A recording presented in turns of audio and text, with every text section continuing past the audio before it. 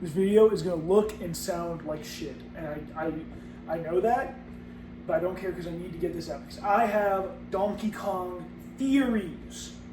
Okay. So the direct for the Bananza came out. I've been thinking a lot of it. And I have a theory. So everyone's been talking about the Journey to the West connections. You know, Uncle Al, Kong Compendium, the guy Uncle Al always plugs, I forgot his name. But they always talk about the Journey to the West. But this, Pauline, she's the key. So, I'm going to lay out my thesis. I believe that King K. Rool is traveling through time. I believe that time travel, write that down. Time travel is going to be a part of this game. This is nothing new for the Mario series. There's been time travel since Yoshi's Island DS. So this is not anything new. Time travel exists. So, where does the time travel come in? Because here's the thing. There is a lot of connections with DKC 2 and 3. Uncle Al's pointed out the color scheme looking very much like the Kremlin core. And also the Northern Hemisphere maps. So, you know, DKC is definitely like a big influence. But I believe that after Baron K. Rulenstein, which was his last, persona in DKC, because I don't think anything from 64 is like canon per se. I don't really think that I don't think the developers were fans of 64 because it doesn't have a lot of aspects from it. This feels more like a 3D version of a DKC game than a Donkey Kong 64 sequel. So I don't really think 64. So I think they're going straight from Baron K. Rulenstein.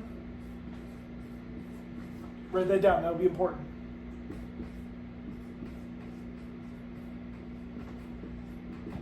I think they're going straight from Baron K. Rulenstein to his probably new Journey to the West inspired fit. That's probably what's going to be. But well, not really a better one, but my phone's gonna fall. So anyway, back to what I was saying. I think they're going straight from Baron K. Rulenstein into his new persona. So I think that the plot is going to be that K. Rool has been traveling through time. Time travel. I think he's going to be traveling through time, and it's going to be fucking up the timeline. That's why, because here's the key. The key is Pauline. She is the key. Because I think, so a lot of people are thinking this is a prequel, and it kind of is. Because I think that the devs of DK Bananza are Bayonetta fans. So, spoiler warning for Bayonetta 1 and 2. So, there's two characters that are important here, Baldur and Cereza. So, I think that this is a time-displaced Pauline. I do not think that this is regular Pauline. I think it's time-displaced.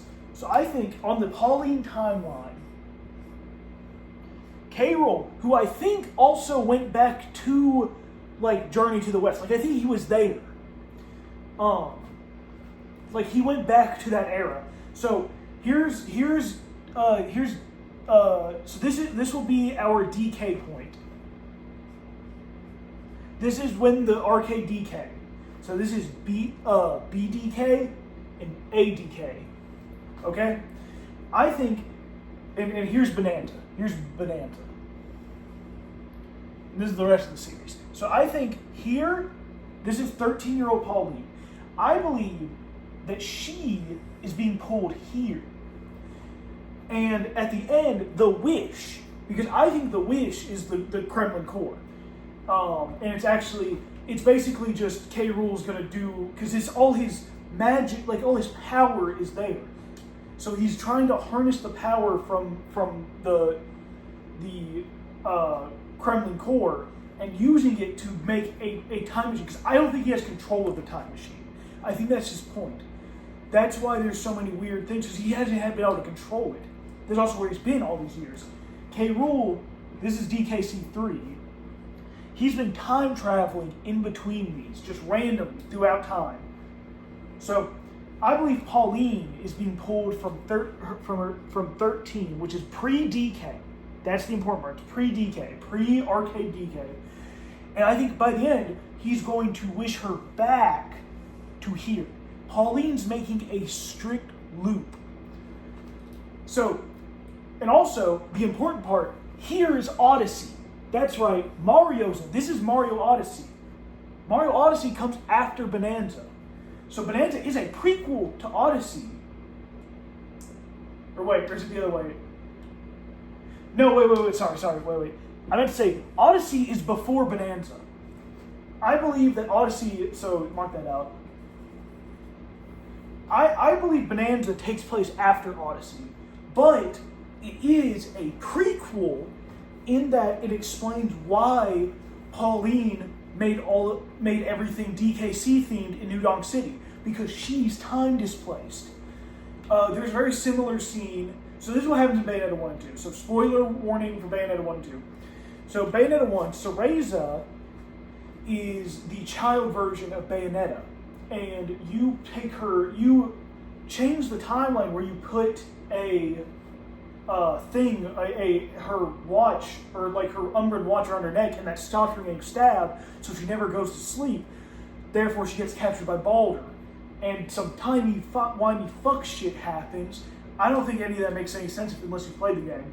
But I think that's what's happening, is we are seeing a Pauline that has already existed in this universe. Like, Pauline's the way she is because she was meant to be here, and we're putting her back, and this explains why she's fond of DK.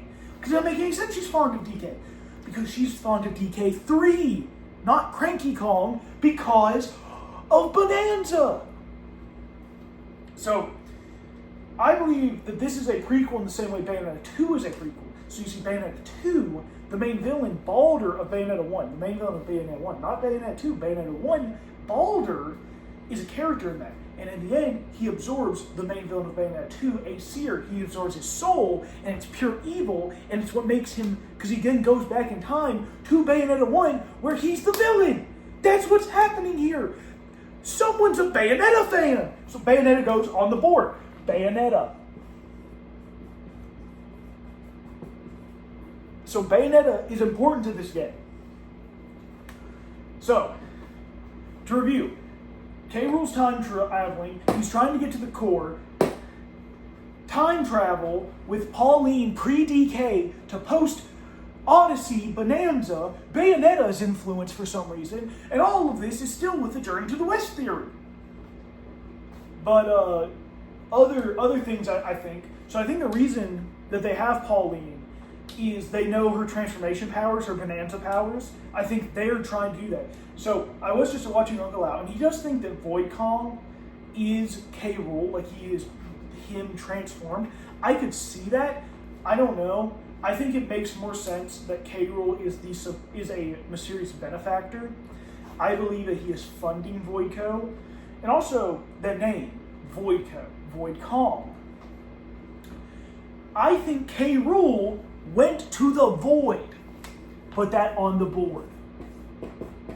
I believe that K. Rool fucked up so bad he made himself a paradox and went to the void. And Void Kong is the embodiment of that void.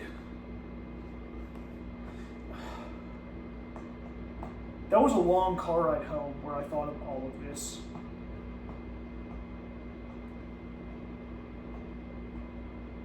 It was a horrible video.